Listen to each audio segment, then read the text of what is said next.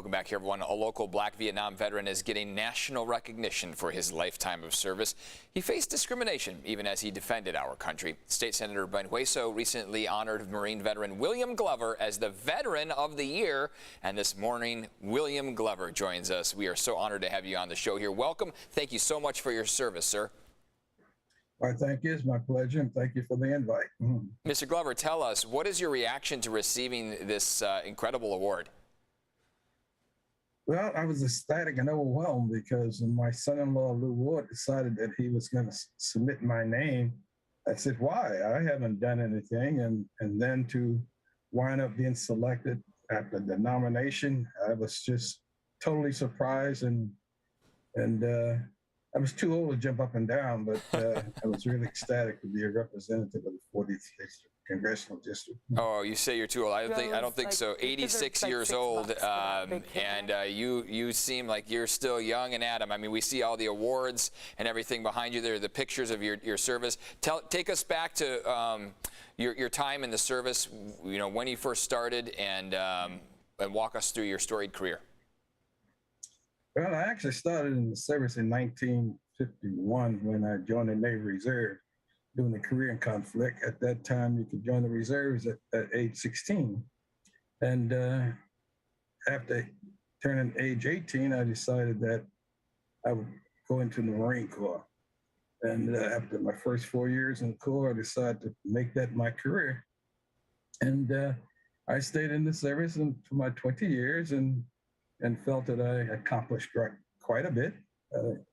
Obtained the rank of the grade of Sergeant Major at E9, and I also was commissioned while I was in Vietnam. And currently, I'm a First Lieutenant, United States Marine Corps, retired. Incredible. We're seeing pictures of you with your fellow Marines there. As you zoom in, we see that you are, the only black person in a lot of these pictures. We've read articles about some of the racism that you may have faced during your time. Can you tell us about that and then how you overcame that? Well, it was only in 1949 that the Marine Corps became segregated and integrated. And so the nation at that time, the law of the lands was discrimination. And even though the military had already integrated, Marine Corps was the last one to integrate. Mm-hmm. And so there was still that carryover. And so one had to give 110% to show that they could be a Marine and do the job well. And so in many cases, as with the Marine Barracks in Annapolis, Maryland, I was the first Black staff NCO there.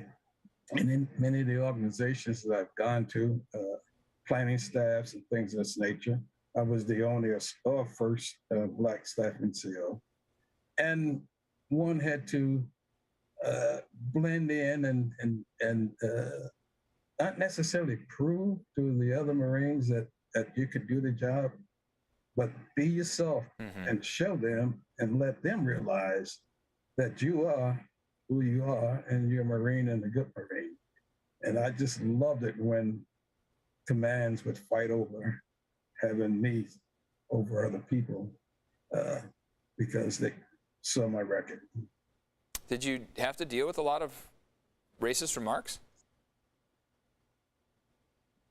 Even though the base was integrated around you, was segregated, as in North Carolina. When I was in North Carolina, mm-hmm. orders would come in for transfer of service members, mm-hmm.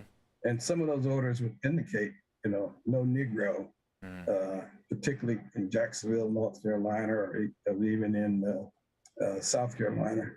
And so the orders themselves would indicate that don't send a Black person here. And I think it was for the good of the service member, but that was the law of the land. And so you still had the Marines that came in from these areas where segregation took place, mm-hmm. and you room with them in quarters and things of this nature. And, I just love the fact that when I was in Lejeune that I had a good friend, Sergeant Woodall, And I got promoted to corporal. He said, "Hey, let's go out in town and celebrate." And Woody was white, and I had to remind Woody, "Hey, the only place we're going to celebrate is on the base at the club, Oh, because where the sidewalk ends and the dirt begins, that's where I have to go, and you have to stay on the other side." wow. And I saw him cry, because that's how tight we got as Marines and friends, that pigmentation in the skin was not a problem. Yeah. It Wow. was the law of the land. Boy, you overcame a lot, that's for sure, sir. Tell us a little bit more about your service. Your service wasn't over after your time with the Marines, right? You dedicated your post-military life to service as well. Yeah, after my 20 years in the Marine Corps, of course, I was fortunate enough to be sent to California, and continuing to provide services. It seemed like that's what I've done all my life. As a matter of fact, I had a very good friend of mine that called me a volunteer philanthropist. Oh, there you go. She said, "You're involved in so many different things." I said, "Well, these are the things that makes me who I am, and I just want to do those things." So after getting out of the Marine Corps, I joined the Veterans Administration after a very small stint with the San Diego Police Department, when I was down on Market Street as a dispatch clerk. Yeah. A very stressful job, and was happy when I joined the Veterans Administration. And through that joining of the Veterans Administration, when I was able to complete my education and got my graduate degree. And after retiring there in 1991, started working with the contractors that was providing services to our veterans, where the VA was contracting out. And it's something I've been doing ever since then. That's awesome. Well, we are just so appreciative of all of your time, everything you've overcome, your message. We really appreciate you coming on the show here, and what a hero you are, and we're so glad you got the Veteran of the Year honor. William Glover, thanks so much for coming on our show. We appreciate your service, and you are such an inspiration to us all, sir. Thank you for coming on this morning. And I'm happy to have served my country and to have served my community, and I appreciate the invite.